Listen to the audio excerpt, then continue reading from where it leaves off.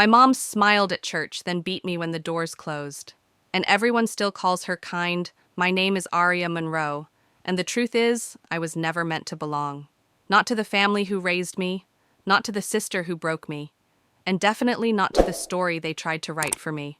They didn't raise me with love. They raised me with obligation, just enough kindness to keep me tethered, just enough guilt to keep me quiet. And when my so-called sister fell ill, when her life dangled by a thread, they didn't ask. They demanded, "Give us your liver. Be the good daughter. Save the one we actually love." I remember the moment it shifted. The minute I realized I wasn't family, I was inventory. A living, breathing plan B.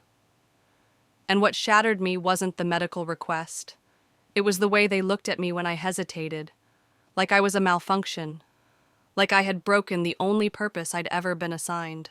The night before the hospital visit, I couldn't sleep. I stared at the ceiling, wondering, if I give them this, will I finally earn a seat at their table? But deep down, I already knew the answer. No. I'd only become easier to discard. And yet I went, not because I wanted to save her, but because I needed to know. Know if I still had a choice, if I still had ownership of my body, of my no.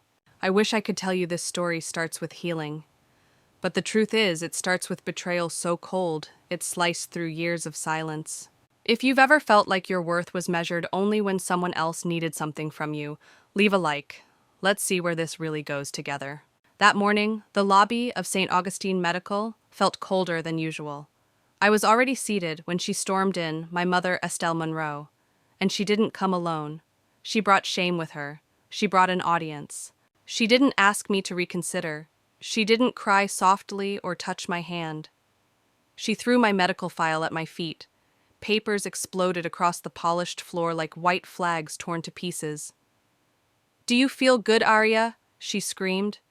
"Knowing your sister is dying while you sit here doing nothing?" I didn't answer, because the answer wouldn't matter. Strangers turned to look. A nurse dropped her clipboard. Some guy at the coffee kiosk stopped pouring cream. And me, I sat frozen, not in guilt, in clarity. In this blinding realization that I was never the daughter. I bent down not to clean up, but to collect proof. I needed those papers. I needed something that wasn't just their version of this nightmare. And as I stood back up, I heard her whisper, that low hiss like venom disguised as maternal grief. "We gave you everything. And this is how you repay us." I looked her in the eye and answered for the first time in years, "You gave me what you thought I owed you for." And in that moment, everything cracked. The mask, the narrative, the idea that I was ungrateful, because I didn't owe them my body, and I certainly didn't owe them my silence. She collapsed onto a bench dramatically, not because she was tired, but because the script called for it. That's how she worked. Everything was theater, and for once, I refused to play the role of villain.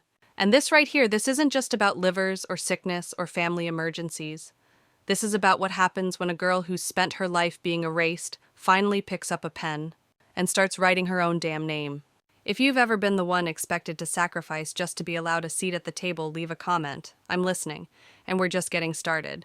I didn't move. Not when she cried louder. Not when the receptionist kept glancing at me, silently pleading for the scene to be over. Not even when a security guard started drifting closer, unsure whether to intervene or to wait for me to fall apart. But I wouldn't give her that, because this wasn't new, this wasn't shocking, this was rehearsed, and I had played my part for too long. Across the lobby, behind a thick pane of hospital glass, my sister Savannah lay in her hospital bed. She was pale. Chemotherapy tends to do that, but her gaze was still razor sharp. She looked at me like she always had. Not like I was her sister, but like I was hers. A tool, a background character, a shadow orbiting her light.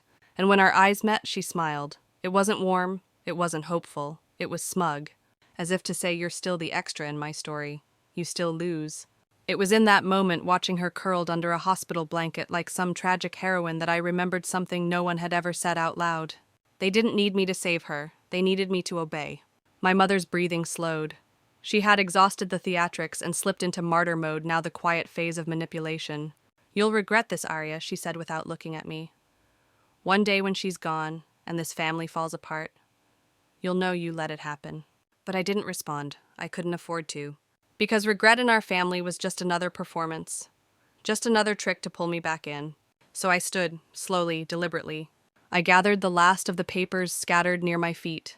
I tucked them into my coat pocket, and I turned, not toward my sister, not toward my mother, not even toward the exit. I walked toward the nurse's station. It was a small act, but it felt like revolution.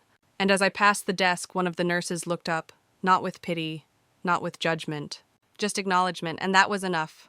I didn't need anyone to defend me, I just needed the room to stop erasing me. The hallway echoed behind me, my mother's sobs now louder again, the whispers, the stares. I felt them, but they no longer moved me, because in that moment something clearer than pain filled my lungs. They weren't trying to save Savannah. They were trying to see if they could still control me. That realization hit me harder than anything they'd said all morning. It was never about love. It was about leverage, and I wasn't going to be their leverage anymore. But I hadn't even made it past the nurse's station before I felt him. My father. He hadn't spoken. He never did not, unless it was to correct, to scold, to command. And he stood there now, like a monument arms folded posture, stiff shadow heavy on the tiles. I paused, not because I was afraid, but because for one ridiculous second, I wondered if he might finally say something different. Instead, he said this: "You're just a selfish mistake." No venom, no yelling, no effort, just a sentence flat rehearsed like something he'd said in his head for years.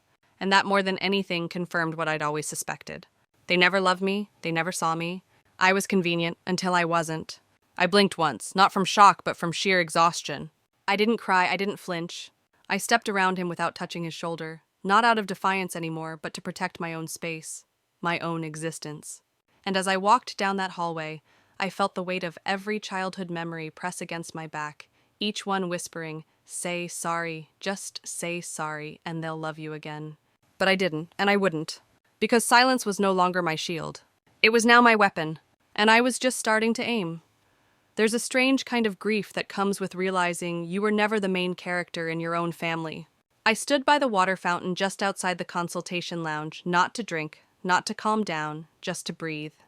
Just to feel something that wasn't performative, something that wasn't being choreographed by someone else's expectations. The corridor was too quiet, almost sterile in its stillness, like it was holding its breath for the next scene of the show. But I wasn't giving them another act. My mind betrayed me first, flipping through memories like unwanted Polaroids. I was 10 years old on a plane to Chicago. Savannah got the window seat. I got the middle between my mother's tense elbows and a broken tray table. "You're too small to need the view," Mom said with a smile that never reached her eyes. On my 16th birthday, Savannah got a car, silver shiny, complete with a red bow. I got a secondhand sweater and a slice of cake that said, "Happy Sweet 15. Dad chuckled. "You barely go out. What do you need a car for?" College acceptance never saw the letter. Savannah accidentally spilled coffee on it before I could open the envelope. Mom believed her. "Be grateful," she said. "We didn't have to take you in." Even before I knew I was adopted, I knew. It wasn't the words. It was the tone. Like I was always expected to carry a debt I never agreed to. I leaned back against the wall, only realizing how unsteady I felt when a passing nurse glanced over at me. Her gaze lingered for just a moment, quiet, unreadable, before she walked away. No one asked if I was okay, and honestly, I was relieved, because I didn't want witnesses for this moment. I needed it to be mine. I pulled my phone from my coat pocket. My fingers weren't shaking anymore. I opened the email I had saved for 6 months. The one I never sent, never showed, never spoke of. Subject line: donor match results confidential. Dated October 24th. I'd taken the test before anyone asked. Before the guilt came knocking with its halo and handcuffs. I thought naively that if I wasn't a match, it would be over. I'd be free. But logic doesn't survive long in a house built on manipulation. Still, the results were clear. I wasn't compatible, not a partial match, not borderline, just not a match. And my mother had known. She'd been listed as my emergency contact. The results were sent to her, not me. She read them, and then she pretended she didn't. I tapped forward, entering the contact for Dr. Hanley, our physician, and also Laura Keene, my friend, an emergency backup for every legal mess I never expected to need her for, but always suspected I would. Subject line: reconfirming non-compatibility for record. I hit send. And for the first time in weeks, my chest didn't feel so tight. I stared at the name in the email signature. My name. Aria Monroe, not the other daughter, not the spare, not the match. Just me. Just Aria. When I looked up, the hallway was still empty. My father and mother had vanished, probably off scheming their next act, maybe planting seeds of emotional instability in the staff's ears. They'd done it before. The irony is, they'd spent years convincing people I was dramatic, fragile, unstable, while I spent years being careful, quiet, composed. I thought I was earning their trust. I was just making myself invisible. But something had shifted. Their disappointment didn't hurt anymore. It clarified. It told me I'd finally stepped far enough away from their script to see it for what it was. I turned and walked toward the exit. I didn't know yet where I was going. I just knew I wasn't going back. And if you've ever had to walk away not because you were weak, but because you finally understood your strength, leave a comment. Let someone else know the silence doesn't win forever. By the time I reached the parking garage, I realized I hadn't brought my car. I had taken a rideshare that morning, not because I didn't feel like driving, but because something inside me didn't trust myself to make it back in one piece. I didn't want to shatter behind the wheel.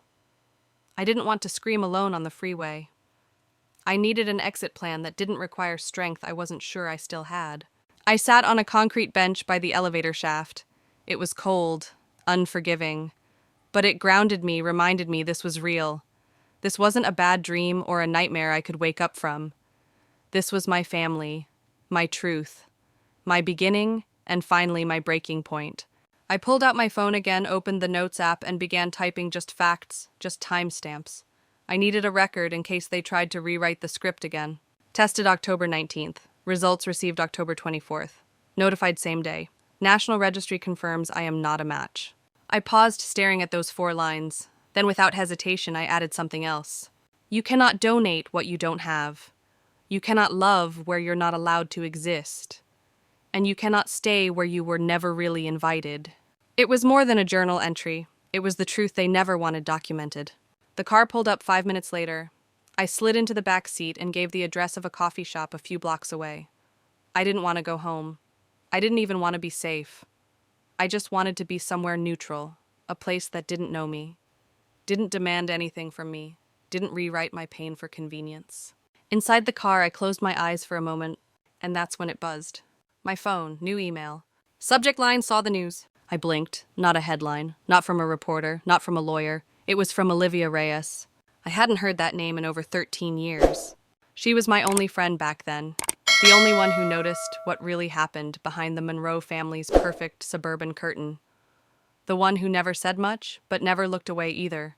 There was no greeting in the email, no how are you or long time, just a short message. I've kept this. Didn't know if it mattered anymore, but I saw your name. I knew it would. Attached were 3 scanned images. The first, a torn-out notebook page with her handwriting. At the top it said, Aria after the stairs. Underneath was a short but gutting description of what she'd witnessed. The scream, the fall, the way Savannah had smiled before calling for Mom. The second file, a faded Polaroid from 2008. The bruises were barely visible through the blur, but they were there. So was the timestamp in blue ink, May 16, 2008. The third A note, in my handwriting, a letter I'd long forgotten I ever wrote. If something happens again and I'm not at school, can you tell Ms. Baxter for me? I don't think I can say it out loud. Tears didn't fall. Not then. Not because I wasn't feeling, but because the feeling was too big for crying. This wasn't sadness. This was validation. I had spent most of my life second-guessing my memories, wondering if I'd imagined the bruises or exaggerated the screams. But I hadn't. It happened, and now someone else had seen it, captured it, saved it. Proof that I wasn't broken. Proof that I had survived. I sat in the back seat of that rideshare car, clutching my phone like it was a life raft. Not because I was sinking, but because for the first time in years, I wasn't drowning alone. I found a bench tucked behind a row of potted plants just outside the hospital cafe. Not much foot traffic, barely any eyes. I needed that. I needed stillness, not to process, not to recover, but to simply sit without defending my existence. My coat felt heavier than usual, as if everything I'd ever carried, silence, guilt, restraint, had gathered in its seams, unwilling to fall off just yet. I slid my phone from my pocket and opened the voice recorder app. Not because I knew what I wanted to say, but because I needed to finally say something. The app blinked red. I sat still for a few seconds. The quiet around me wasn't empty. It was charged, filled with all the words I never got to scream, all the questions I never got to ask. Then I spoke. They always said I was dramatic, that I made things up, that I couldn't handle reality, I whispered. But I handled it just fine. I handled it quietly, too quietly. A woman passed in the distance, walking her service dog. A couple in scrubs laughed near the loading dock. Life was continuing. The world didn't pause for my truth. But I didn't need it to. I just needed it to exist outside of my chest.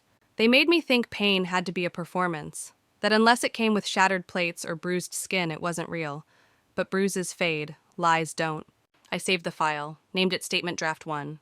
Then I opened a blank email, addressed it to Laura, CC'd the hospital's ethics board and Dr. Hanley, attached every document I had scanned, results registry timestamps and the voice file. I typed a single line in the body of the email. I did not refuse. I was never eligible. They knew. They lied. I hovered for a second, then pressed send. The phone screen dimmed. I shut it off. And for the first time in forever, I didn't feel the need to explain myself. Not to them. Not to anyone. Because I finally had something that couldn't be edited, erased, or shouted over proof. The wind shifted slightly, brushing my hair against my cheek. I looked out toward the city skyline. Raleigh in spring always had that strange mix of renewal and grime, blooming trees trying to outshine concrete petals collecting in gutters. It felt symbolic. Hope and history colliding. A new story trying to bloom beneath the rot of the old one. I was still seated there, breathing in that strange contradiction when footsteps approached. 2 pairs. I didn't need to look to know who it was. My parents. Estelle's voice came first, clipped and sharp. Where the hell have you been? She was holding a clipboard. Of course. They always came armed. We've been looking for you, she continued, stepping closer. I stood slowly, the now empty coffee cup still warm in my hand. I needed air. Merrick, my father, remained silent. His eyes locked onto mine like he was daring me to embarrass him again. His silence wasn't passive. It was tactical. Estelle thrust the clipboard toward me. Sign it. I didn't even look. No. Her eyes widened. Arya, don't do this. She's your sister. I shook my head. I'm not, and you knew that before I did. Her hand trembled slightly, then steadied again. This isn't about DNA. This is about family, about decency. No, I said, stepping back, voice firm, clear. It's about control. It always has been. Merrick's hand moved suddenly, not to strike but to grab. He latched onto my arm firm. Sign it, Estelle ordered. For your sister, for your soul. That's when I broke. Not loudly, not with fury, but with finality. Touch me again, I said, staring directly into Merrick's eyes, and I will press charges. You think that clipboard protects you? It doesn't. Because I have proof now. Real proof. His hand let go fast. Just then, a nurse rounded the corner, likely alerted by the rising tension. She took in the scene, me, the clipboard, my mother's flushed face. Everything all right here, she asked, voice calm, professional. I nodded once. I'm leaving. Estelle turned to the nurse, desperation creeping into her voice. She's abandoning her sister. She's making this about herself. The nurse looked at me, then back at my mother. That's her decision, she said. If she needs a patient advocate, we can arrange it. But you don't get to speak for her. Estelle's face froze, and in that moment I saw it. The performance had finally lost its audience. If you've ever stood up, not just for yourself, but for the version of you they tried to bury, leave a comment. You might just remind someone else to stand too. And if you believe in claiming your voice, even when it shakes, stay with me. There's more. I walked away. Not in anger, not with a flourish, just with quiet, certain steps. The kind of walk you take when you finally know the ground beneath you belongs to you, not to someone else's leash. The hallway stretched ahead like a corridor to something new, not escape, not revenge, but release. Behind me, I could hear Estelle's voice break into performative sobs. She wasn't crying because she lost her daughter. She was crying because she lost control. And like every narcissist caught in the mirror of the truth, she mistook exposure for betrayal. I reached the hospital lobby and slid into a seat near the front window. Outside, the sky was turning a softer shade of gray. It wasn't raining, but the clouds hung low like they were waiting for permission. I opened my phone again. Not to scroll, not to distract myself. I had something else to do. I forwarded everything, every email, every scanned document, every voice note to the hospital's ethics board. I added the forged power of attorney, the test result I'd gotten months ago, the confirmation that they'd received the results, and chose to hide them. Then I typed a final line, plain and undramatic. I did not refuse. I was never eligible. They knew, they lied, and they tried to force it anyway. I pressed send, closed the thread, then turned my phone off again. And in that still moment I realized I didn't feel the need to justify anything anymore. Not to Estelle, not to Merrick, not even to Savannah. This wasn't about proving who I was. It was about documenting who they were. Later that night, sleep didn't come. I paced the small apartment I was renting just 3 blocks from the hospital. The hardwood floors groaned with every step, and the city lights carved long shadows across the walls. I couldn't sit still, so I started organizing the documents, everything in one folder paper clipped, labeled, time-stamped. I used to believe I needed them to see me to believe me, but now I understood I didn't need their recognition. I needed my own record. That next morning, I went straight to the hospital administration desk and asked to see Dr. Hanley again. He saw me 15 minutes later. His expression was harder to read than usual, somewhere between cautious and resigned. "There's something you need to see," he said, ushering me into a quiet office on the 3rd floor. No windows, no distractions, just a desk and the hum of overhead light. He turned his screen toward me. On it, a scanned document popped up. Hospital letterhead, my name printed clean at the top. Medical power of attorney. Signed Aria Monroe, dated 4 weeks ago. I leaned closer, reading the signature line. It wasn't mine. "That's not my signature," I said without blinking. Dr. Hanley nodded slowly, folding his hands. "It doesn't match the one on your intake forms or on file with the donor registry, but the document was submitted by a family member during your sister's latest readmission. Who submitted it I already knew. I needed to hear it. Estelle Monroe." There it was. The final play. They hadn't just tried to pressure me, they'd forged legal consent, attempting to fast-track a donation I never approved. It wasn't desperation. It was calculated sabotage. I swallowed. "I need a printed copy, with a timestamp, a verified one." "You'll have it," he said. "And for what it's worth, we've already flagged the document. Legal's been notified." When I stepped out of that office, my hands weren't shaking. Not because I wasn't angry, but because anger had turned into action. I sat back in the visitor's lounge, snapped a photo of the forged document, and opened a message to Laura. Subject: "They forged my consent. Attachment JPG body." This just turned into something bigger. Seconds later, she replied, "Need me to call the press yet, or are we still hoping they have a conscience?" I smiled, not out of joy, out of clarity.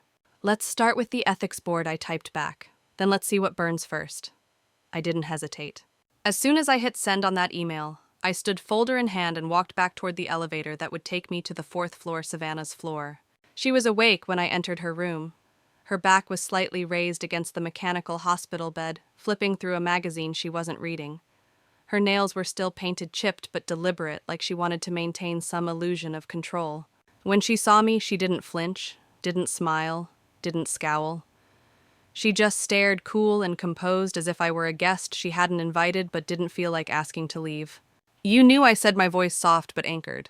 She blinked once slowly. No denial, no confusion, no surprise. "You saw the results," I continued. "You knew I wasn't a match. You let them bring me in here like a damn offering.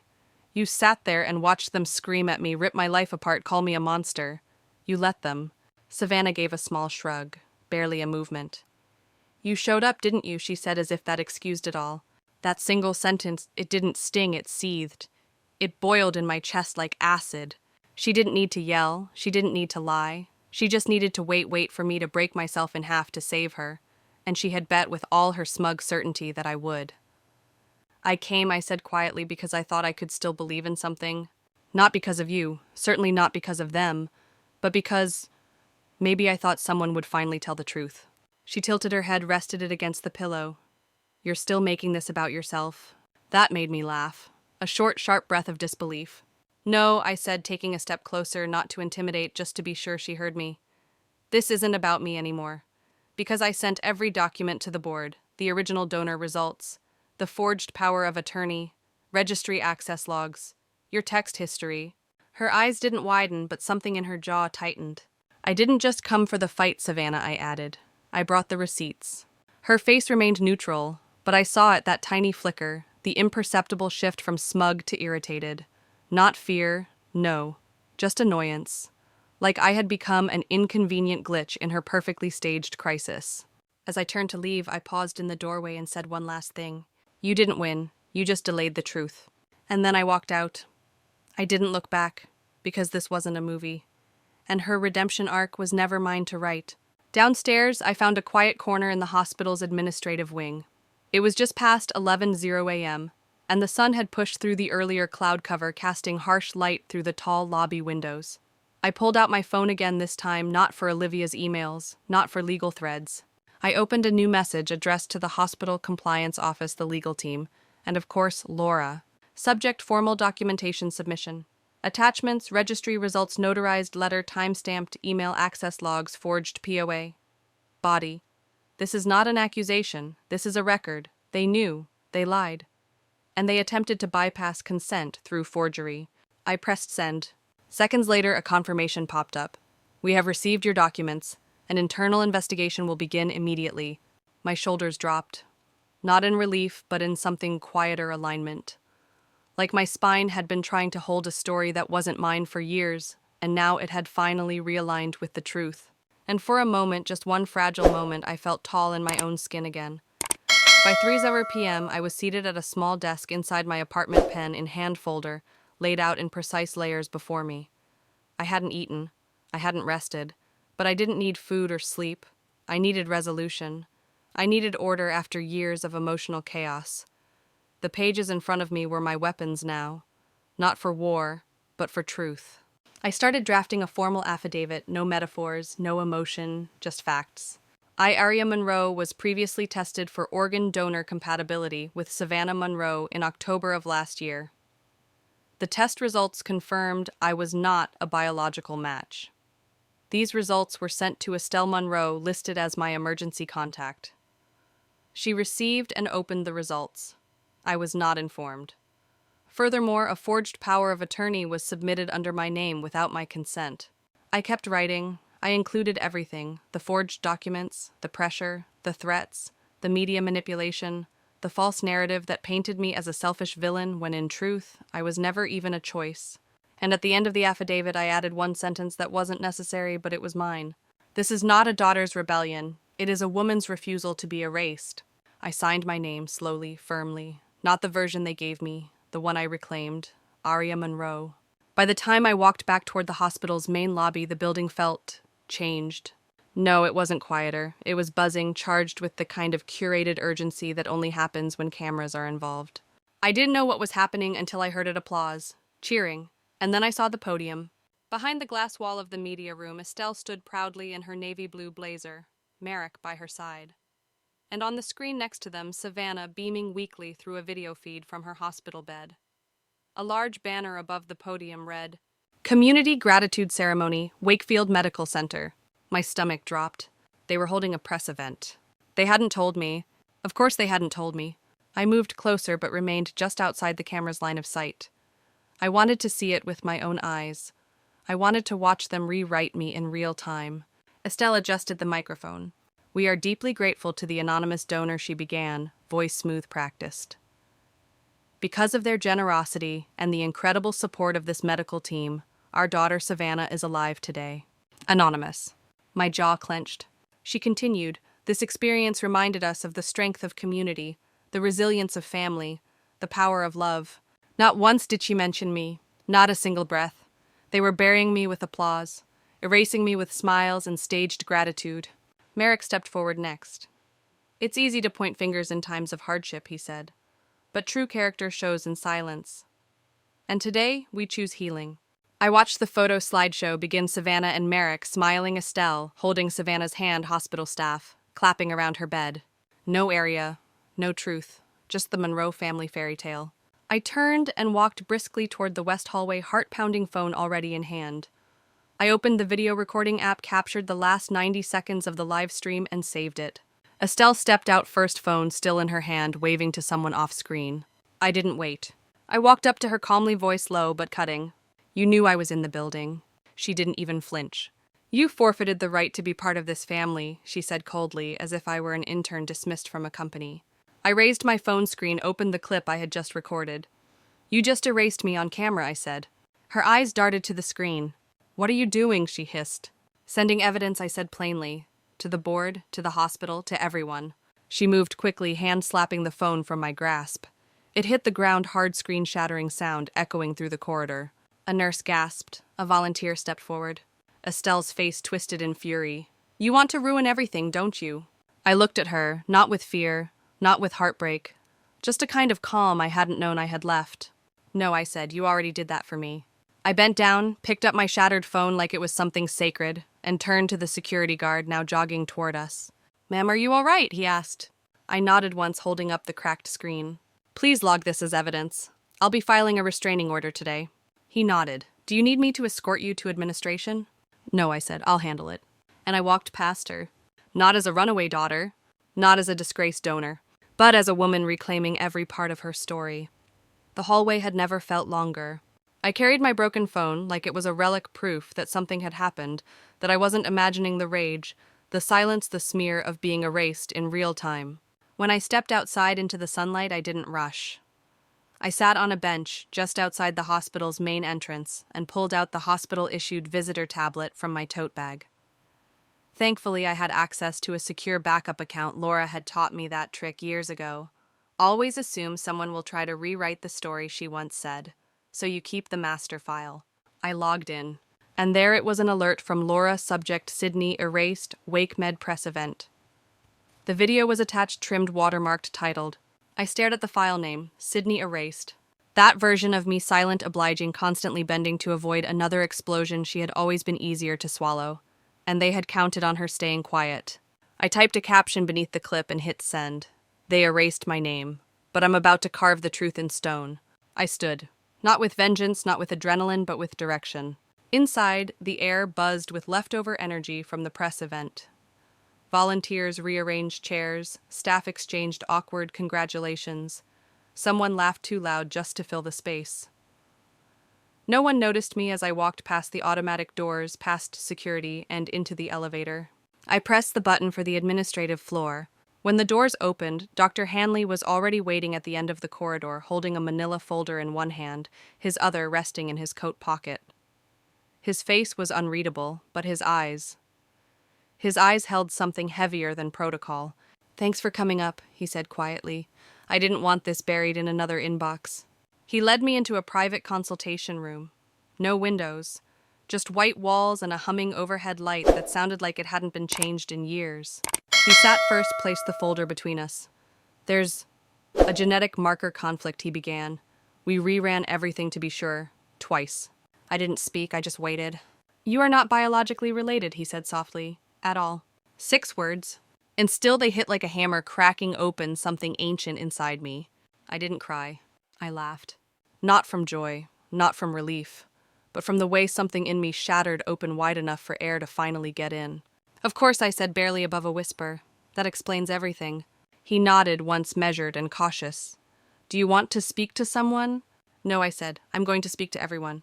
Because I'd been their puppet long enough, their shield, their collateral, their living proof of redemption, and now I had something they never expected I'd find. Proof that their love had terms, proof that their story had cracks, proof that I was never even part of it to begin with. I left the consultation room with the folder tucked tightly under my arm and made my way back down to the media corridor. The press event had just ended. Equipment was still being packed, cords, coiled lenses clicked shut. But some of the cameras were still powered, some of the mics still hot. And standing at the edge of the room, waiting silent, steady, was Laura. She didn't smile, she just nodded once. "You sure?" she asked. "More than I've ever been." No one tried to stop me. I walked straight to the podium. I placed the folder down, opened it slowly, let the silence stretch, let the eyes turn toward me. Then I began. "I won't take much of your time, just your attention. If you've ever watched someone else tell your story badly, this is for you. If you've ever been edited out of your own life, your own family, lean in. This isn't about revenge, it's about reality. And if you're still here, I need you, because what comes next, it matters. Leave a comment if you've ever felt invisible, and if you haven't already, stay close. You're about to see how it ends." The podium mic was still on. I took a deep breath, not to steady myself, but to anchor myself. This wasn't going to be a scream. It wasn't even going to be a fight. This was going to be a surgical extraction of truth, one breath, one word, one cut at a time. I looked around the media room. Some staff paused mid-pack. A few reporters turned their heads slowly, uncertain if this was still part of the scheduled event. The lights were still hot. The cameras still blinking red. "Most of you don't know me," I began. "And the version of me you've heard about, let's just say it was crafted with precision and cruelty." I glanced down at the open manila folder, then held up a single document. This is a certified genetic test issued by Wakefield Medical Center verifying that I, Aria Monroe, am not biologically related to Estelle or Savannah Monroe. Gasps. Two reporters actually lowered their phones mid-recording. A volunteer whispered, "What?" I was raised as a prop, a plot device, a failsafe. When Savannah fell ill suddenly, I was no longer the disappointment. I was the solution, until science got in the way. My voice didn't shake. I was surprised by that. But when you've been screaming inside for years, speaking out loud feels like a whisper. And when it turned out I wasn't a match, they didn't adjust their story. They just edited me out. I turned slightly to make sure the cameras caught my next move. I held up a printed still from the press event. Savannah's smiling face, Estelle's dramatic tears, Merrick's polished grin. Under the banner, Community Gratitude Ceremony. Not a single mention of me, I said, but I was in the building, and I have footage of Estelle knocking my phone out of my hand when I tried to reclaim my voice. A buzz moved through the room like wind through dry grass, quick escalating. I met eyes with one of the lead reporters. "You wanted a real story, here it is." From the back of the room, Estelle's voice rang out like a cracked bell. "She's lying." I turned slowly. She had just entered Harrisque blazer off mascara streaked. Not the polished matriarch anymore, just a woman unraveling. I held her gaze. "I'm not here to convince you," I said. "I'm here to document what happened, and the evidence doesn't need applause." Laura stepped forward now and handed me a flash drive. "This contains medical correspondence, timestamps, and video proof," she told the press. "You'll also find the false power of attorney filed by Merrick Monroe, notarized under a proxy who doesn't exist." Estelle lunged forward. "You ungrateful little..." Security intercepted her before she could reach me. I didn't flinch. I didn't need to. For the first time in my life, the truth stood taller than the threat. "I'm not asking for sympathy," I continued. "I'm not even asking for justice. I'm asking for clarity, because there's a girl out there watching this who thinks staying silent will keep her loved, who thinks bending will save her place in the family." I looked straight into the nearest lens. "You don't have to earn air. You don't have to bleed for belonging. If they only want you when you're useful, they never wanted you to begin with." Silence. And then a single clap. Then another. And another. Until half the room was applauding, not for drama, not for scandal, but for someone finally saying what they couldn't. Estelle was escorted out. Merrick was nowhere in sight. And me? I didn't cry, I didn't bow. I just stepped down, because I had finished what they started. I walked outside into the late afternoon sun where my Uber waited at the curb. Laura followed, arms crossed, but smiling. "You just rewrote everything she said." I shook my head. "No, I just told the real version for once." As the car pulled away, I turned back toward the building, toward years of false memories, forced smiles, and fake apologies. And I whispered to no one, "I'm free." The car ride was quiet. Laura didn't push.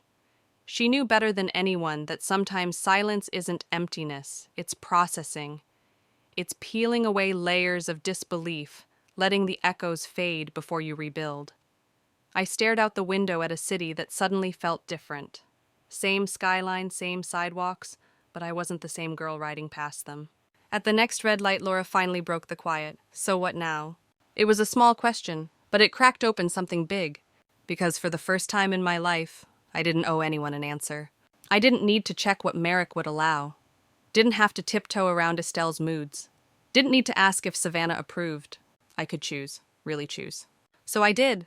We pulled up to a coffee shop we used to sneak into in college back when all we had were big dreams and cheap notebooks. We took a table by the window. I ordered a black coffee.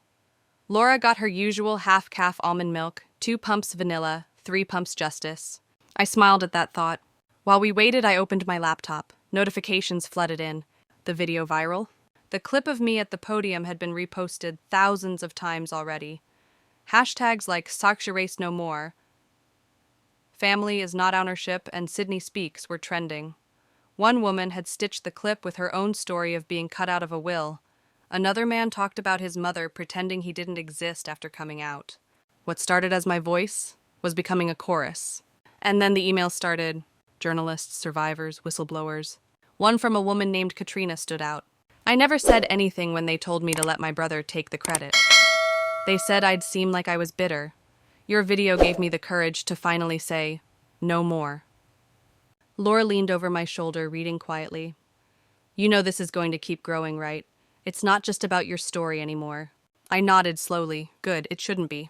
Because this wasn't just about me being cut out of a press conference or disowned in a hospital hallway. This was about every person who's ever been told to stay quiet for the family. Every voice smothered by a fragile ego. Every truth repackaged to make someone else look like a hero. And now those stories were cracking through the silence, one comment at a time. Laura looked at me seriously. So what now? Really? Are you going to press charges? Go after them legally? I took a sip of my coffee, the bitterness grounding me. Maybe I said, but not for revenge. I opened a folder labeled Project Dawn. It was something I had started in the quiet of my lowest days, back when I needed something to pour myself into. It was just an idea back then, a nonprofit, a platform, a resource center. Something for people like me who didn't even know how to begin rebuilding once the truth came out. Now it was real. I clicked submit on the EIN registration form and leaned back. Laura blinked. Wait, did you just... I grinned. Yep, I'm done waiting for someone to rescue me. I'm building what I needed. She let out a short laugh and raised her cup. To Project Dawn. To every person whose sunrise starts a little late but hits way harder when it arrives. We clinked cups. Outside, people rushed past unaware. But inside that cafe, something had shifted. I had been the erased girl, the quiet shadow, the convenient scapegoat. But now I was the author. I was writing the version they never wanted told. And this time, no one gets to edit me out. 2 weeks passed. Not a day of rest, not a moment of stillness. I wasn't trying to move on. That phrase never made sense to me. Like pain was a bus you just got off of. No, I was learning how to carry it better, sharper.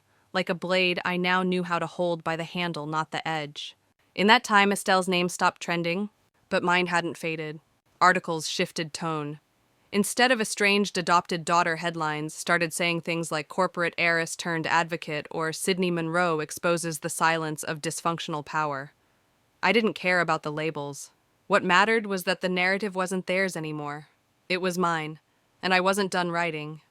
I stood outside a courthouse in downtown Denver.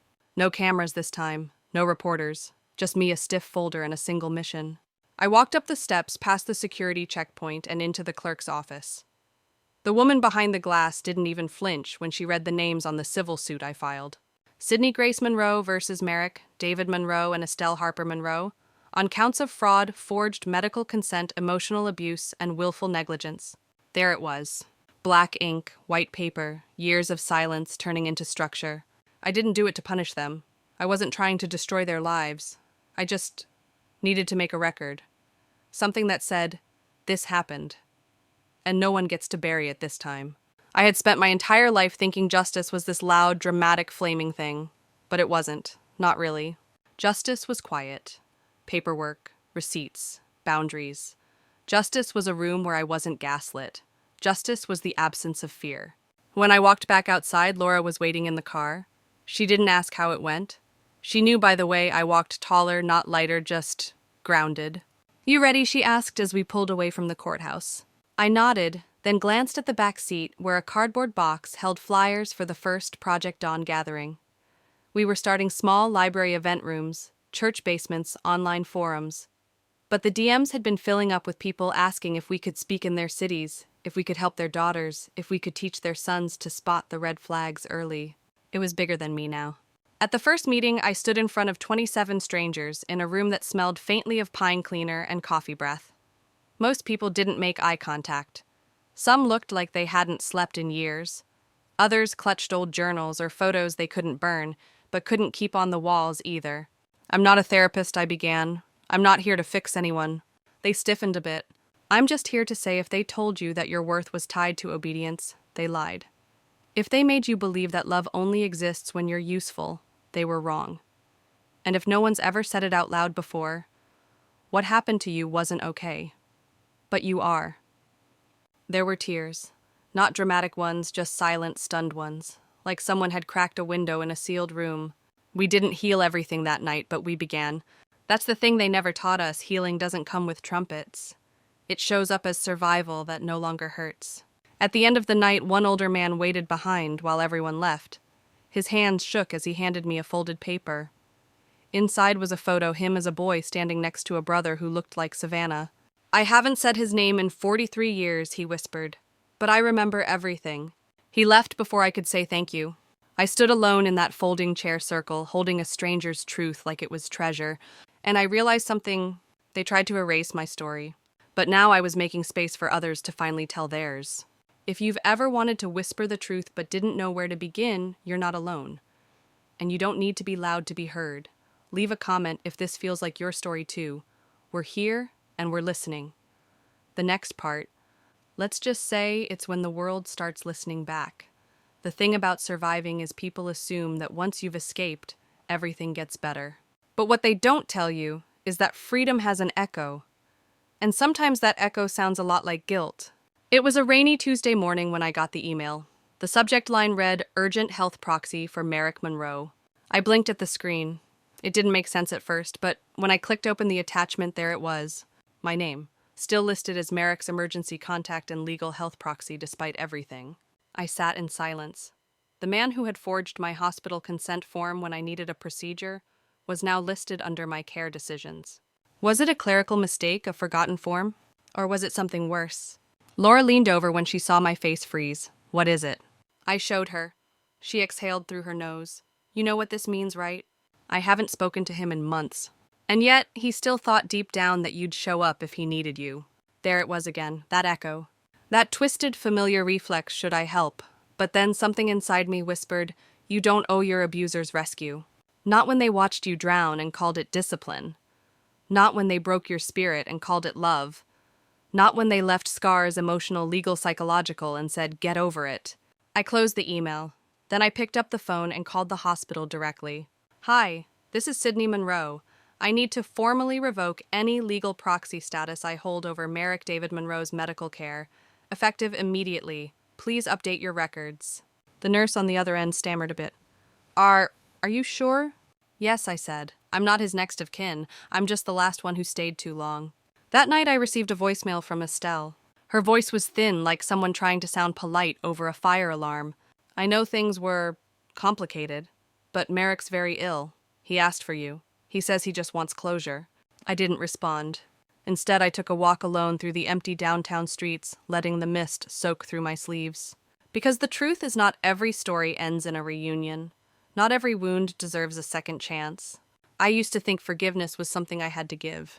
But now I saw it differently. Forgiveness wasn't a welcome mat. It was a boundary. It wasn't about letting someone back in. It was about choosing to not carry the poison they left behind. And that was freedom. The next day I stood at the courthouse steps again, this time not to file papers, but to speak. The city had invited me to testify during a community panel on legal rights for adult adoptees and survivors of coercive guardianship. I stood behind the podium, heart thudding but steady. I was raised in a home where silence was survival, I began. But silence is how systems thrive. I'm here to say that your bloodline doesn't give someone the right to bury your identity, and titles like parent or guardian don't mean they own you. The room stayed quiet, but the stillness felt like reverence, not resistance. When I stepped down, a young woman in the back whispered, "That's exactly what I needed to hear." I nodded gently, then walked past the exit without glancing back. I wasn't chasing apologies anymore. I wasn't waiting for Estelle to say sorry, or Merrick to suddenly remember how to love without control. I was done looking for closure in broken doors. Some goodbyes aren't spoken aloud. They aren't shouted or scribbled in farewell letters. Sometimes a goodbye is just a decision made in silence and honored in peace. 2 months passed since I revoked my role in Merrick's medical care. Then one morning I woke up to a letter in my mailbox. No return address, just my name typed neatly. The paper inside was crisp, formal. Merrick Monroe had passed away. No funeral, no obituary, no closure. Just a death certificate and a line at the bottom, no next of kin claimed the body. I didn't cry, not because I didn't feel anything, but because grief in this case didn't arrive with tears. It came with clarity. There was no revenge in my chest, no triumph, just a stillness I couldn't name. Later that week, I found myself standing at the edge of a cliff trail outside Boulder. The wind was sharp, the sky a dull blue, the kind that makes you feel small but whole. In my hand, I held the last photograph I had of us, the one Estelle took when I was 11. Back when I thought this family was real. Back before the lies. I looked at the photo, then I let it go. It caught the wind and fluttered into the canyon, weightless like everything they had ever said, to hold me down. That night I sat with Laura by the fire. She poured us tea in mismatched mugs and said nothing for a while. Just sat close like she knew the storm had passed, but the air hadn't cleared. "You okay?" she finally asked. I nodded. I think I just closed a door without slamming it. She smiled. "You didn't burn the bridge. You just stopped trying to walk across it." That line stayed with me. Because healing wasn't about revenge or reconciliation. It was about release.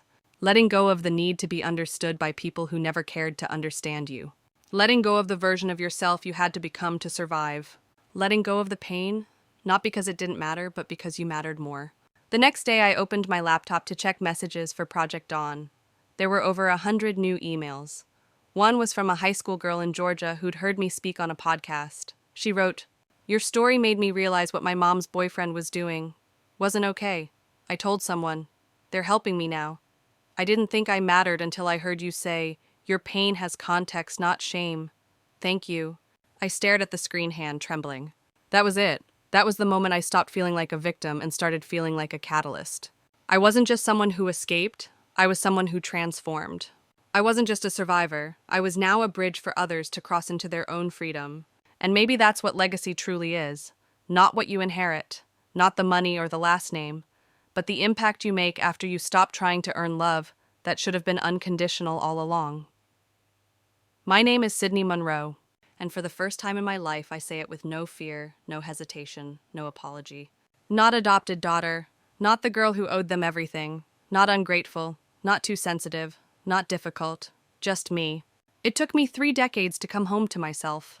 Not to a house, not to a last name, but to my own identity, unclaimed, unpolished, and finally mine. One crisp autumn morning, as golden leaves fell across my porch, I walked outside with a cup of coffee and looked around the yard of the home I now owned outright. The mortgage had been paid off. The restraining orders had long since expired. The lawsuits dismissed. The quiet wasn't eerie anymore. It was earned. Inside, my phone buzzed. A message from a journalist doing a story on adult children who sever legal ties with abusive adoptive parents. "Would you be open to going on record?" she asked. I stared at the blinking cursor. A year ago, I might have said no. Not because I wasn't ready, but because I still believed I had to protect the ones who broke me. That maybe I was overreacting. That if I spoke up, I'd just reopen wounds. But now I typed, "Yes, use my full name. People need to know what this really looks like." Because silence was their weapon. And truth that was mine now. The article went viral. I received hundreds of messages from people I'd never met, each carrying their own story of coercion, betrayal, and survival. One man wrote, "I've never said this out loud, but your story gave me permission. I left my adoptive family after years of manipulation. I finally believe I deserve peace." Another woman shared, "I used to feel guilty for cutting ties. Now I feel brave." I sat with each of these stories, letting them land, letting them be real.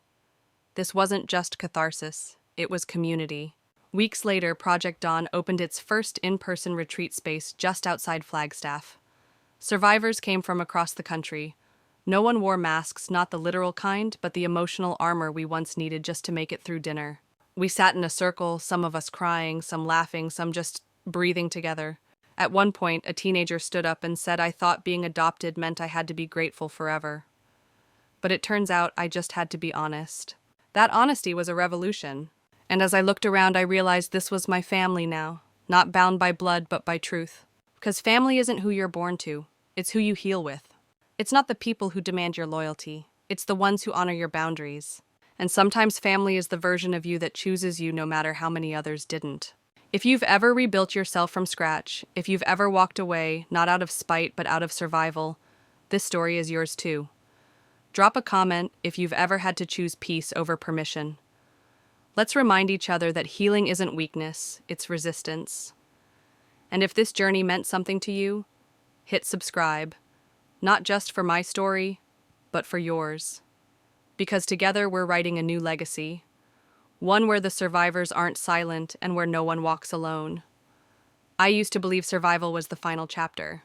That if I could just get away, cut ties, change my number, rebuild my life, that would be enough. But the truth is, freedom isn't the end of the story. It's the beginning. Healing isn't linear. Some days I still hear echoes of old guilt. I still brace when the phone rings from an unknown number. I still flinch at words like family reunion or Thanksgiving. But then I remember I'm no longer trapped in that house or that narrative. I've written new traditions, new family, new language to speak my worth.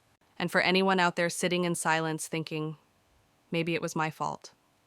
Maybe I deserved it. Maybe I'm just broken. I want you to know you are not alone. You are not to blame. And you are not broken. You're unraveling the lies they taught you and weaving something stronger, a self that belongs to you. So if today all you did was choose not to return that toxic call, if all you did was breathe instead of explain, if all you did was say no more, then you've already begun. This is your life, your voice, your turn. And I'll be right here telling stories not for sympathy but for solidarity. Because we don't need their permission to be whole. We never did. If this story touched something deep inside, you share it with someone who needs it. Let them know the silence ends here. And if you're ready to reclaim your voice, hit that subscribe button. Let's keep walking together.